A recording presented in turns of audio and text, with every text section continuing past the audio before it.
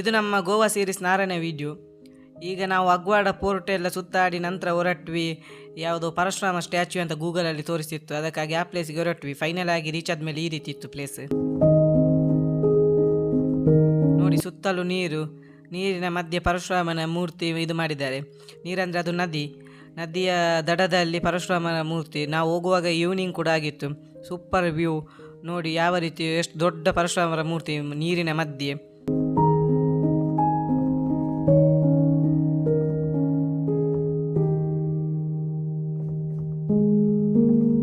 ನೀವು ಗೋವಾಕ್ಕೆ ಹೋದರೆ ಈ ಪ್ಲೇಸನ್ನು ಮಾತ್ರ ಮಿಸ್ ಮಾಡಬೇಡಿ, ಅಷ್ಟು ಸೂಪರ್ ಆಗಿರುವ ಪ್ಲೇಸ್. ಮತ್ತು ಅಲ್ಲಿಂದ ನಮಗೆ ಏನಂದರೆ ಕೆಸಿನೋ ಕೂಡ ಕಾಣ್ತದೆ. ಈಗ ನಾವು ಅದರ ಸ್ಟ್ಯಾಚ್ಯೂಯ ಮುಂದೆ ನಿಂತರೆ ನೋಡಿ, ಮುಂದೆ ಕೆಸಿನೋಗಳು ಕಾಣ್ತದೆ. ತುಂಬ ಕೆಸಿನೋಗಳು ಇರ್ತದೆ ಅಲ್ಲಿ ಹತ್ತಿರದಲ್ಲಿ. ಕೆಸಿನೋ ಕೂಡ ನೋಡ್ಬೋದು.